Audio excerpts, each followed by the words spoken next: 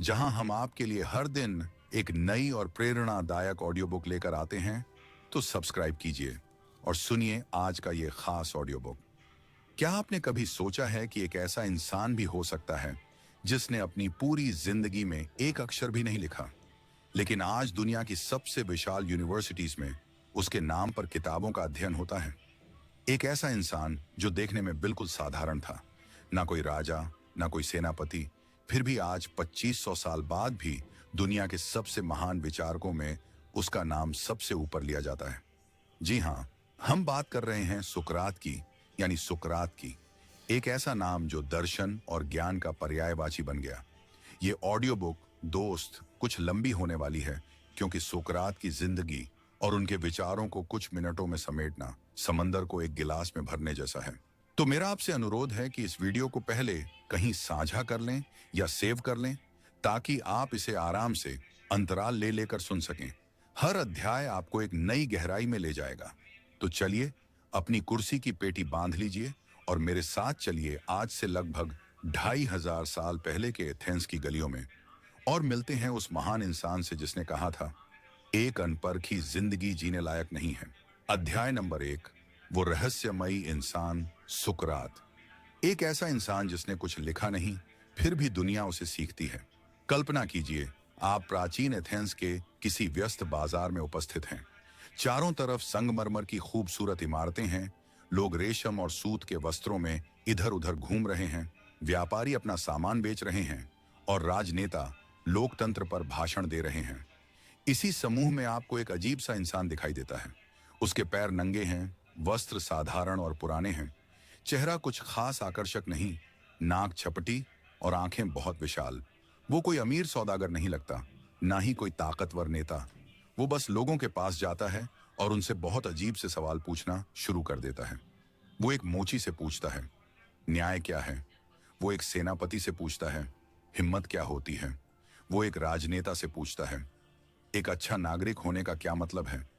पहले तो लोग उसे जवाब देने की कोशिश करते हैं, लेकिन उसके सवालों के आगे उनके सारे जवाब खोखले साबित हो जाते हैं। वो इंसान लोगों को यह एहसास दिला देता है कि जिसे वो ज्ञान समझ रहे थे, वो असल में सिर्फ उनकी राय है, उनकी धारणा है, सच नहीं।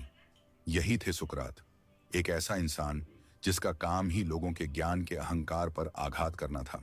सबसे हैरान करने वाली बात यह है कि सुकरात ने खुद कभी कुछ नहीं लिखा। एक भी किताब नहीं, एक भी पत्र नहीं, एक भी पंक्ति नहीं। तो फिर सवाल उठता है कि हम उनके बारे में इतना कुछ कैसे जानते हैं? इसका जवाब उनके शिष्यों में छिपा है, खास तौर पर प्लेटो और जेनोफोन में। प्लेटो, जो खुद एक महान दार्शनिक बने, अपने गुरु सुकरात से इतने प्रभावित थे कि उन्होंने अपनी कई किताबों में सुकरात को ही मुख्य पात्र बनाया। प्लेटो के लिखे हुए डायलॉग्स या संवाद ही वो झरोखा हैं जिनसे हम सुकरात की दुनिया में झांक पाते हैं। लेकिन यहीं पर एक बहुत मुख्य पहेली सामने आ जाती है, जिसे विद्वान द सोक्रेटिक प्रॉब्लम कहते हैं। पहेली ये है कि प्लेटो की बातों में कितना सुकरात है और कितना खुद प्लेटो। क्या प्लेटो ने हूबहू वही लिखा जो सुकरात कहते थे, या उन्होंने अपने गुरु के मुंह से अपने खुद के विचार दुनिया के सामने रखे? शादी के एक दिन पहले मेरे साथ ऐसा घिनौना हादसा हुआ जिसे बताने में भी मुझे शर्म आती है। के सामने रखे। ये एक ऐसा सवाल है जिसका कोई पक्का जवाब आज तक नहीं मिल पाया है। ये ऐसा है मानो आप किसी की जीवनी का अध्ययन कर रहे हों जो उसके सबसे मुख्य प्रशंसक ने लिखी हो।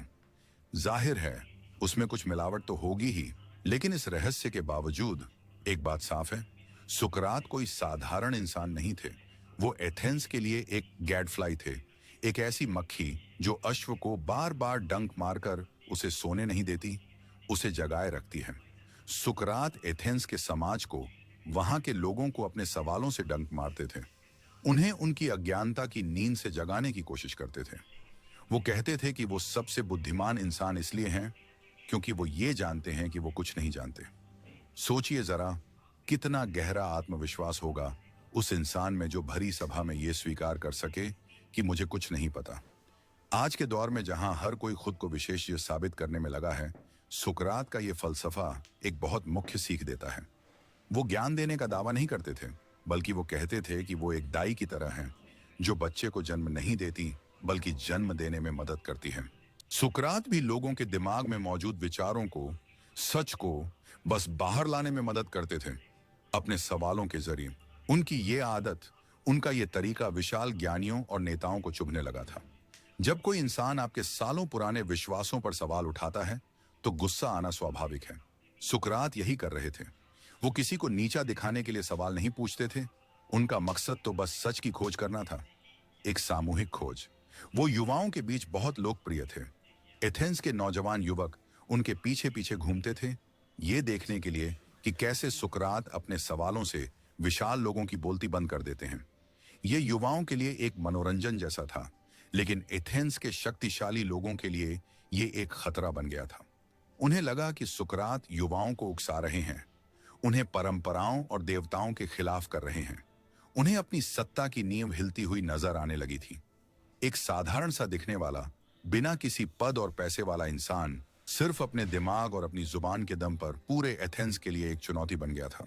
तो आखिर एथेंस के इस आम से दिखने वाले इंसान में ऐसा क्या खास था कि उसके दोस्त और दुश्मन दोनों ही उसे भुला नहीं पाए? और क्यों उसके अपने ही शहर के लोग उससे इतनी नफरत करने लगे कि उसे मौत की सजा सुना दी?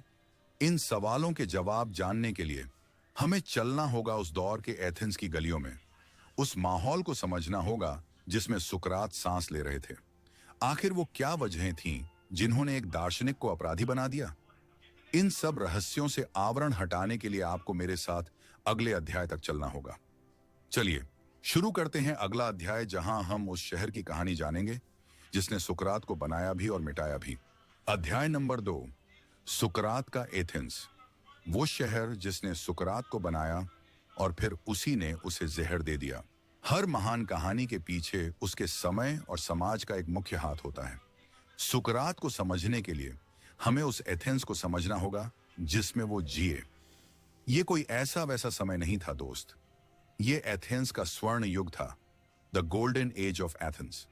पेरिक्लीस जैसे नेताओं के नेतृत्व में एथेंस कला, संस्कृति, वास्तुकला और लोकतंत्र का केंद्र बन चुका था। पार्थेनन जैसी शानदार इमारतें बन रही थीं। सोफोक्लीस जैसे नाटककार अपने सबसे बेहतरीन नाटक लिख रहे थे और इतिहास में पहली बार एक ऐसी व्यवस्था बन रही थी जहां आम नागरिक भी राजकाज में हिस्सा ले सकते थे। लोकतंत्र यानी डेमोक्रेसी का जन्म यहीं हुआ था। ये एक ऐसा माहौल था जहां नए विचारों को जगह दी जाती थी, जहां बहस और तर्क वितर्क को सम्मान मिलता था। इसी खुले माहौल ने सुकरात जैसे विचारक को पनपने का मौका दिया। अगर एथेंस एक बंद समाज होता तो शायद सुकरात को कभी अपनी बात कहने का मौका ही नहीं मिलता। लेकिन हर सिक्के का एक दूसरा पहलू भी होता है। एथेंस का यह स्वर्ण युग हमेशा वैसा नहीं रहा। सुकरात की जिंदगी में एथेंस ने एक बहुत विनाशकारी युद्ध भी देखा, जिसे पेलोपोनेशियन वॉर कहते हैं। यह युद्ध एथेंस और उसके दुश्मन शहर स्पार्टा के बीच कई दशकों तक चला। इस युद्ध ने एथेंस को बुरी तरह ध्वस्त कर दिया। उसकी दौलत खत्म हो गई, हजारों नागरिक मारे गए और एक समय ऐसा भी आया जब एथेंस में लोकतंत्र को हटाकर तानाशाही स्थापित कर दी गई, जिसे 30 तानाशाह का शासन कहा जाता है। हालांकि ये तानाशाही ज्यादा दिन नहीं चली और लोकतंत्र वापस आ गया, लेकिन एथेंस के लोगों का आत्मविश्वास बुरी तरह हिल चुका था। वो अब असुरक्षित महसूस करने लगे थे। एक हार और अनिश्चितता का माहौल था और ऐसे माहौल में लोग अक्सर नए और चुनौती भरे विचारों से डरने लगते हैं। वो किसी ऐसे व्यक्ति को बर्दाश्त नहीं कर पाते जो उनकी बची खुची मान्यताओं पर भी सवाल उठाए। सुकरात ठीक यही कर रहे थे और उनका समय अब बदल चुका था। इसी दौर में एथेंस में एक और तरह के शिक्षक बहुत लोकप्रिय हो रहे थे। इन्हें सोफिस्ट कहा जाता था। सोफिस्ट वो पेशेवर शिक्षक थे जो पैसा लेकर लोगों को भाषण देने की कला यानी रेटोरिक सिखाते थे। उनका मानना था कि कोई एक परम सत्य नहीं होता, सच वही है जिसे आप तर्क से साबित कर दें। वो अपने छात्रों को सिखाते थे कि कैसे किसी भी बहस को जीता जाए, चाहे वो सही हो या गलत। उनके लिए ज्ञान एक बिकाऊ चीज थी। अब आप सोचिए, एक तरफ ये सोफिस्ट थे जो पैसे लेकर जीतना सिखा रहे थे और दूसरी तरफ थे सुकरात जो कहते थे कि मुझे कुछ नहीं पता, और वो किसी से एक पैसा भी नहीं लेते थे। सुकरात के लिए ज्ञान कोई बेचने की चीज नहीं थी, बल्कि वो एक आध्यात्मिक खोज थी, आत्मा को बेहतर बनाने का एक तरीका था। ये सोफिस्ट और सुकरात के बीच एक सीधी वैचारिक टक्कर थी। सुकरात अक्सर इन सोफिस्टों को सार्वजनिक रूप से चुनौती देते थे। वो उनके पास जाकर उनसे ही पूछने लगते थे कि ज्ञान क्या है या न्याय क्या है, और अपनी सवालों की श्रृंखला से ये साबित कर देते थे कि ये सोफिस्ट जो खुद को ज्ञानी कहते हैं असल में कितने खोखले हैं। इससे सोफिस्टों की प्रतिष्ठा को बहुत धक्का लगता था। उनकी दुकानदारी खतरे में आ गई थी। वो सुकरात से चिढ़ने लगे, उन्हें अपना दुश्मन मानने लगे। सुकरात ने इन सोफिस्टों के ज्ञान के गुब्बारे में अपनी सवालों की सुई चुभोना शुरू कर दिया था। वो लोगों से पैसे नहीं लेते थे, पर वो उनसे कुछ ऐसा छीन रहे थे जो पैसे से भी कीमती था, उनके झूठे ज्ञान का अहंकार। और यही टकराव आगे चलकर एक विशाल तूफान का रूप लेने वाला था। एथेंस का समाज जो पहले खुला था, अब युद्ध और हार के बाद शक्की हो गया था। उसे सुकरात की ये हरकतें अब शहर की व्यवस्था पर एक हमले जैसी लगने लगी थीं।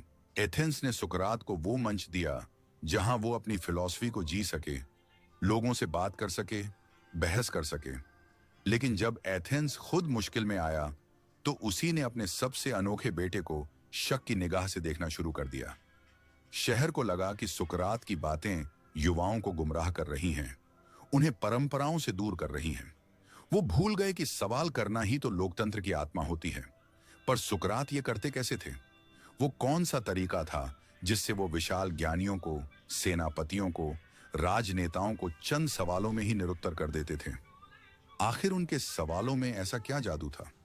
इस जादू को, इस तरीके को दुनिया आज सुकरातिक मेथड के नाम से जानती है। और ये तरीका क्या है, ये कैसे काम करता है, ये जानेंगे हम अगले अध्याय में, जब हम बात करेंगे सुकरात के सबसे शक्तिशाली हथियार की। Here's a look at my week on Facebook gaming. Monday morning, I play puzzle games. On Tuesday, हथियार की। अध्याय नंबर 3, सोक्रेटिक मेथड, सवालों के जाल से सच निकालने की कला। तो दोस्तों, अब हम सुकरात के उस हथियार की बात करने जा रहे हैं जो किसी तलवार या भाले से ज्यादा तेज और असरदार था। यह कोई भौतिक हथियार नहीं था, यह था उनके सोचने और बात करने का तरीका, जिसे आज हम सुकराती पद्धति कहते हैं। यह सिर्फ सवाल पूछना नहीं है, यह सवालों के जरिए किसी को सच तक पहुंचाने की एक कला है। यह तरीका इतना शक्तिशाली है कि आज भी दुनिया की सबसे अच्छी लॉ स्कूल्स, मेडिकल स्कूल्स और बिजनेस स्कूल्स में इसका इस्तेमाल होता है, ताकि स्टूडेंट्स की क्रिटिकल थिंकिंग को बेहतर बनाया जा सके। तो चलिए इसे आसान भाषा में समझते हैं कि आखिर ये है क्या। सुकरात का मानना था कि वो किसी को कुछ सिखा नहीं सकते, वो बस उन्हें सोचने पर मजबूर कर सकते हैं। उनका काम ज्ञान देना नहीं, बल्कि सामने वाले के अंदर जो ज्ञान पहले से मौजूद है उसे बाहर निकलवाना था। यह तरीका काम कैसे करता है? मान लीजिए सुकरात किसी सेनापति से मिलते हैं जो दावा करता है कि वो जानता है। हिम्मत क्या होती है? सुकरात कहेंगे, वाह, ये तो बहुत अच्छी बात है, मैं हमेशा से ये जानना चाहता था। क्या आप मुझे सिखाएंगे कि हिम्मत क्या है? सेनापति अत्यंत गर्व से जवाब देगा, हिम्मत का मतलब है युद्ध में अपनी जगह पर डटे रहना, भागना नहीं। अब सुकरात का असली काम शुरू होगा। वो कहेंगे, आपका जवाब बहुत अच्छा है, लेकिन क्या कोई सेना जो रणनीति के तहत पीछे आती है ताकि दुश्मन को जाल में फंसा सके, क्या वो कायर है? सेनापति सोचेगा और कहेगा, नहीं, वो तो एक बहुत हिम्मत वाला और समझदारी भरा कदम है। अब सुकरात कहेंगे, तो इसका मतलब हिम्मत सिर्फ डटे रहना नहीं है, कभी कभी पीछे आना भी हिम्मत हो सकती है। तो फिर हिम्मत क्या है? अब सेनापति उलझन में आ जाएगा। वो कोई और परिभाषा देगा और सुकरात फिर उसमें से कोई विरोधाभास निकालकर एक और सवाल पूछेंगे। यह सिलसिला तब तक चलता रहेगा जब तक सेनापति खुद ये न मान ले कि जिसे वो हिम्मत की पक्की परिभाषा समझ रहा था वो असल में अधूरी थी और उसे खुद भी ठीक ठीक नहीं पता कि हिम्मत क्या है। इसी प्रक्रिया को एलेंचुस कहते हैं, जिसका मतलब है जांच पड़ताल या खंडन। सुकरात का मकसद सेनापति को बेइज्जत करना नहीं है, उनका मकसद है उसे उसके अज्ञान का बोध कराना, क्योंकि सुकरात मानते थे कि ज्ञान की यात्रा का पहला कदम ही ये स्वीकार करना है कि मैं नहीं जानता। जब आप ये मान लेते हैं तभी आप सच में कुछ सीखने के लिए तैयार होते हैं। जब तक आपको लगता है कि आपको सब पता है, तब तक आपके दिमाग के दरवाजे नई चीजों के लिए बंद रहते हैं।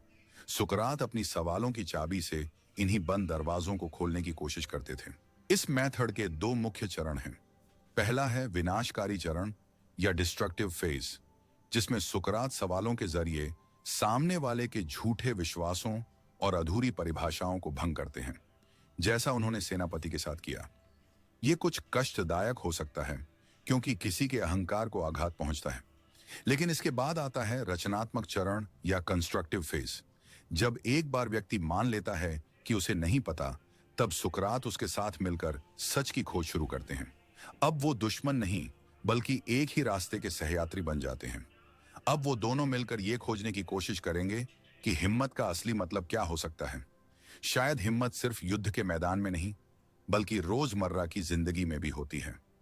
शायद सच बोलने के लिए भी हिम्मत चाहिए, गलत का विरोध करने के लिए भी हिम्मत चाहिए।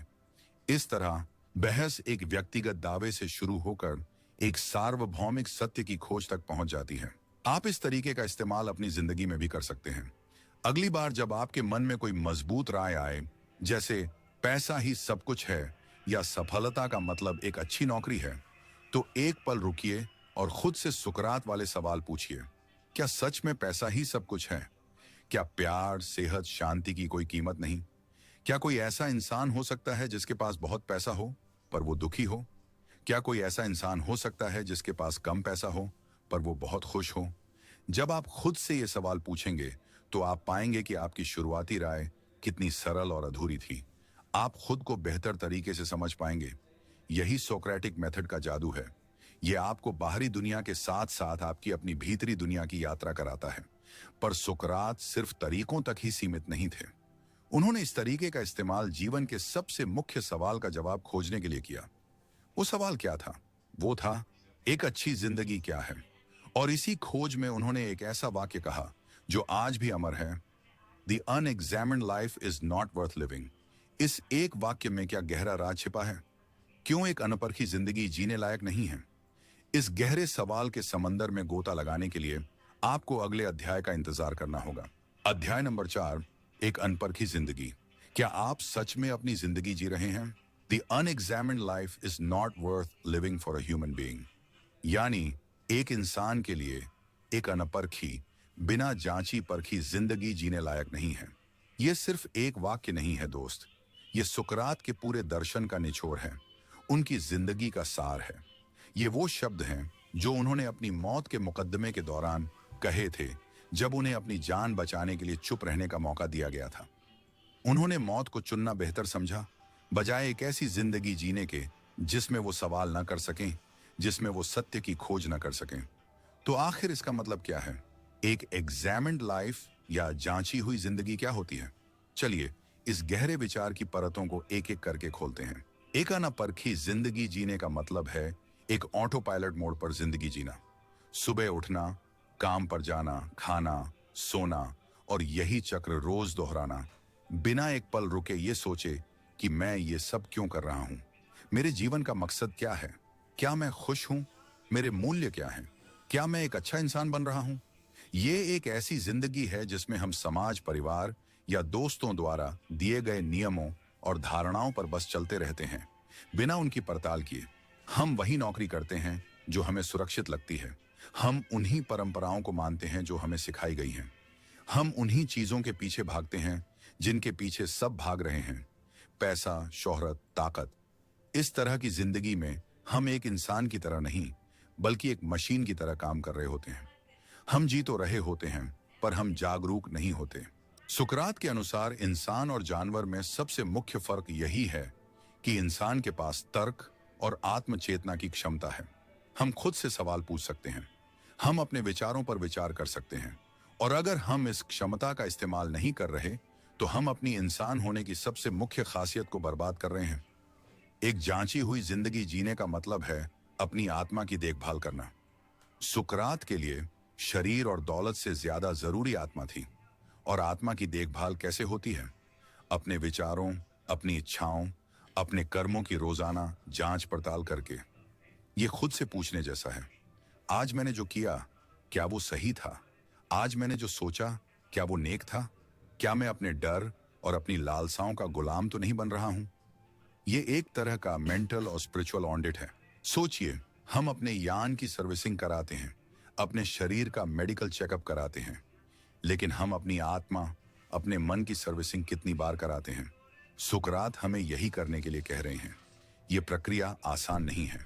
जब आप अपनी जिंदगी को परखना शुरू करते हैं तो आपको कई ऐसी चीजें मिलती हैं जो आपको पसंद नहीं आएंगी। आपको अपनी कमजोरियां दिखेंगी, अपने डर दिखेंगे, अपनी गलतियां दिखेंगी। ये आईने में अपने आप को बिना किसी मेकअप के देखने जैसा है। ये असहज हो सकता है। शायद इसीलिए ज्यादातर लोग एक अनपरखी जिंदगी जीना पसंद करते हैं, क्योंकि वो इस असहज सच का सामना नहीं करना चाहते। लेकिन सुकरात कहते हैं कि इसी प्रक्रिया से गुजर कर ही आप एक बेहतर, ज्यादा गुणी और ज्यादा सच्ची जिंदगी जी सकते हैं। जब तक आप अपनी बीमारी को जानेंगे नहीं, तब तक आप उसका इलाज कैसे करेंगे? जॉब या बिजनेस से कमाई तो हो रही है, लेकिन उसके अलावा भी थोड़ी पार्ट टाइम इनकम चाहिए। तो यहां वहां टाइम पास मत करो, सीखो ऐप डाउनलोड कर लो और इलाज कैसे करेंगे? तो आप अपनी जिंदगी को कैसे परख सकते हैं? इसकी शुरुआत छोटे छोटे सवालों से होती है। आप जो भी काम करते हैं, खुद से पूछिए, मैं ये क्यों कर रहा हूं? आप जिन चीजों में विश्वास करते हैं, खुद से पूछिए, क्या मेरे पास इस विश्वास का कोई मजबूत आधार है या मैंने बस इसे मान लिया है? अपने रिश्तों को परखिए, अपनी आदतों को परखिए, अपने सपनों को परखिए। क्या आपके सपने सच में आपके हैं या समाज ने आपके ऊपर थोप दिए हैं? क्या आपके रिश्ते आपको एक बेहतर इंसान बना रहे हैं? क्या आपकी आदतें आपको आपके लक्ष्य की तरफ ले जा रही हैं या उससे दूर? क्या आपने कभी रुक कर सोचा है कि आपके जीवन के सबसे महत्वपूर्ण मूल्य क्या हैं? सच्चाई, प्यार, पैसा, न्याय या कुछ और? अगर आपने सोचा है तो कमेंट्स में जरूर बताइए। ये आत्मचिंतन ही सुकरात की नजर में सबसे मुख्य धार्मिक कार्य था। लेकिन जब आप अपनी जिंदगी को परखते हैं, तो आपको सही और गलत का पैमाना भी तो चाहिए। सुकरात के लिए वो पैमाना क्या था? वो कैसे तय करते थे कि क्या अच्छा है और क्या बुरा? इसका जवाब उनके एक और क्रांतिकारी विचार में छिपा है, वर्च्यू इज नॉलेज, यानी सद्गुण ही ज्ञान है। ये विचार जितना सरल लगता है, उतना ही गहरा है। और ये इतना विवादास्पद क्यों था? क्यों लोग कहते थे कि सुकरात की ये बात असल जिंदगी में लागू नहीं होती? इस गुत्थी को सुलझाने के लिए हमें अगले अध्याय में चलना होगा। अध्याय नंबर 5, सद्गुण ही ज्ञान है। क्या कोई जानबूझकर बुरा हो सकता है? सुकरात का जवाब आपको हैरान कर देगा। अब हम सुकरात के एक ऐसे विचार पर आ गए हैं जो शायद उनका सबसे ज्यादा बहस छेड़ने वाला और सबसे ज्यादा गलत समझा जाने वाला विचार है। ये विचार है वर्च्यू इज नॉलेज, और इसका उल्टा वाइस और इविल इज इग्नोरेंस, यानी सद्गुण ही ज्ञान है और दुर्गुण या बुराई अज्ञानता है। पहली बार सुनने में ये बात बहुत अजीब लगती है। इसका मतलब तो ये हुआ कि कोई भी इंसान जानबूझकर कुछ गलत या बुरा नहीं करता। वो जो भी बुरा करता है, वो सिर्फ इसलिए करता है क्योंकि उसे पता नहीं है कि सही क्या है। अब आप कहेंगे, ये कैसे हो सकता है? हम रोज अपनी आंखों से देखते हैं कि लोग जानबूझकर चोरी करते हैं, झूठ बोलते हैं, धोखा देते हैं। उन्हें पता होता है कि वो गलत कर रहे हैं, फिर भी वो करते हैं। तो क्या सुकरात गलत थे, या फिर हम उनके ज्ञान शब्द का मतलब ही गलत समझ रहे हैं? चलिए इस रहस्य से आवरण उठाते हैं। जब सुकरात ज्ञान या नॉलेज शब्द का इस्तेमाल करते हैं, तो उनका मतलब सिर्फ किताबी जानकारी या तथ्यों को रट लेना नहीं है। आज की भाषा में हम जिसे इंफॉर्मेशन कहते हैं, सुकरात के लिए वो ज्ञान नहीं था। उनके लिए ज्ञान का मतलब था किसी चीज को उसकी संपूर्णता में, उसकी गहराई में समझना, एक सच्चा और गहरा बोध। उदाहरण के लिए, एक धूम्रपान करने वाले को यह इंफॉर्मेशन होती है कि सिगरेट पीना सेहत के लिए हानिकारक है। पैकेट पर लिखा भी होता है, लेकिन क्या उसे इसका सच्चा ज्ञान है? सुकरात के अनुसार नहीं, क्योंकि अगर उसे सच में अपनी आत्मा की गहराई से यह ज्ञान हो जाता कि धूम्रपान उसके शरीर को, उसकी जिंदगी को, उसके परिवार को किस तरह तबाह कर रही है, तो वो कभी धूम्रपान कर ही नहीं पाता। उसका ज्ञान इतना शक्तिशाली होता कि वो उसकी गलत इच्छा पर हावी हो जाता। तो जब कोई व्यक्ति यह जानते हुए भी धूम्रपान करता है कि यह बुरा है, तो सुकरात कहेंगे कि वह वास्तव में नहीं जानता। उसका ज्ञान सतही है, गहरा नहीं। सुकरात का मानना था कि हर इंसान अपनी आत्मा के स्तर पर हमेशा अपने लिए अच्छा ही चाहता है। हर कोई खुश रहना चाहता है, आनंद में रहना चाहता है। कोई भी जानबूझकर अपने लिए दुख या व्यथा नहीं चुनता। जब कोई व्यक्ति चोरी करता है, तो वो चोरी करने के बुरे परिणाम को नहीं देख रहा होता। वो उस पल में सिर्फ चोरी से मिलने वाले कुछ पैसे या सामान को ही अपनी अच्छाई या खुशी समझ बैठता है। वो अज्ञानी है। उसे ये नहीं दिख रहा कि इस छोटी सी खुशी के बदले में वो अपनी ईमानदारी, अपनी इज्जत, अपनी मन की शांति और पकड़े जाने पर अपनी आजादी खो रहा है, जो कि कहीं ज्यादा मुख्य और स्थायी खुशियां हैं। तो उसने अपने लिए एक बुरा सौदा किया, क्योंकि वो अज्ञानी था। उसे अच्छे और बुरे के बीच का फर्क तो पता था, लेकिन उसे अल्टीमेट गुड या परम अच्छे का ज्ञान नहीं था। इस विचार का एक बहुत गहरा नतीजा निकलता है। अगर बुराई सिर्फ अज्ञानता है, तो हमें अपराधियों से नफरत करने के बजाय उन्हें सिखाना चाहिए, उन्हें शिक्षित करना चाहिए। सुकरात के दर्शन में कारागार का मकसद सजा देना नहीं, बल्कि सुधारना होना चाहिए। एक अपराधी कोई शैतान नहीं है, वो बस एक ऐसा इंसान है जिसकी आत्मा बीमार है, जो अज्ञान के अंधेरे में भटक गया है।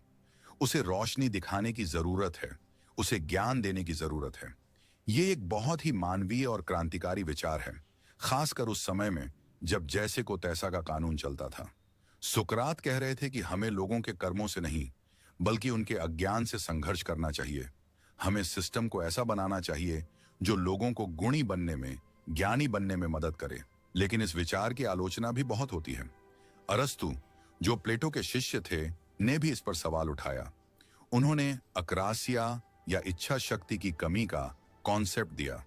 उन्होंने कहा कि कई बार ऐसा होता है कि हमें पता होता है कि सही क्या है, लेकिन हमारी इच्छाएं या भावनाएं इतनी हावी हो जाती हैं कि हम खुद को रोक नहीं पाते।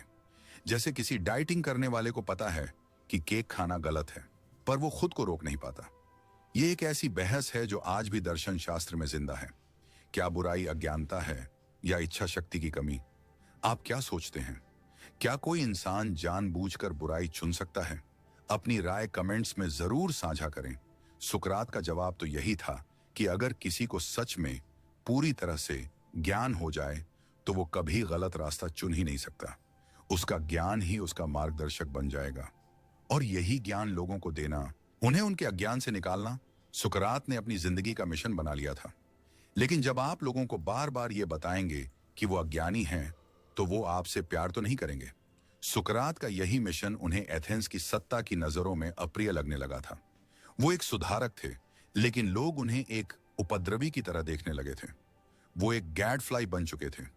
ये गैडफ्लाई क्या थी और उसने एथेंस के अश्व को कैसे परेशान किया, जानेंगे अगले अध्याय में। अध्याय नंबर 6, एथेंस का गडफ्लाई। वो आवाज जो सत्ता को चुभने लगी। कल्पना कीजिए एक विशाल, आलसी और मोटे अश्व की, जो अपनी ताकत के बावजूद बस सुस्त रहना चाहता है।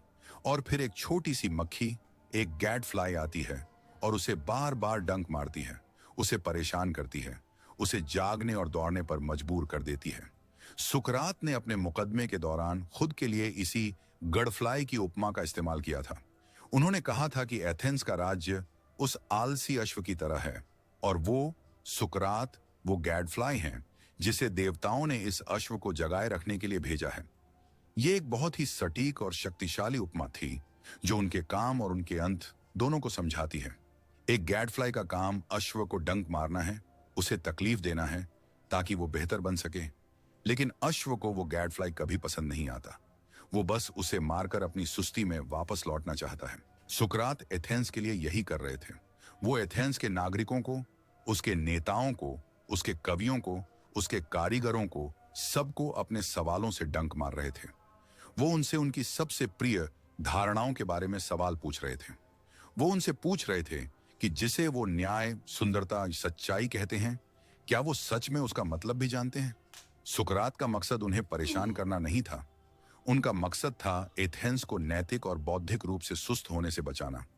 वो चाहते थे कि एथेंस के नागरिक सिर्फ नाम के लिए नागरिक न हों, बल्कि वो अपनी जिम्मेदारियों को समझें, अपने मूल्यों को जानें और एक बेहतर समाज बनाने में योगदान दें। वो एक तरह से समाज के कॉन्शियस कीपर, यानी अंतरात्मा के रक्षक बन गए थे। लेकिन जैसा कि होता है, जब आप सत्ता पर, स्थापित मान्यताओं पर और लोगों के अहंकार पर सवाल उठाते हैं, तो आप दोस्त कम और दुश्मन ज्यादा बनाते हैं। सुकरात किसी से निजी दुश्मनी नहीं रखते थे, लेकिन उनकी मेथड ही ऐसी थी कि लोग खुद को अपमानित महसूस करने लगते थे। सोचिए, एथेंस का कोई महान राजनेता जो हजारों लोगों के सामने भाषण देता है, जब सुकरात के कुछ सवालों के सामने निरुत्तर हो जाता होगा, और वो भी युवाओं के समूह के सामने, तो उसे कैसा महसूस होता होगा। उसे लगता होगा कि सुकरात ने भरी सभा में उसकी इज्जत उतार दी। वो सुकरात से नफरत करने लगता था। सुकरात ने ऐसे कई शक्तिशाली दुश्मन बना लिए थे, राजनेता, कवि और वो सोफिस्ट जिनकी दुकानदारी वो बंद करवा रहे थे।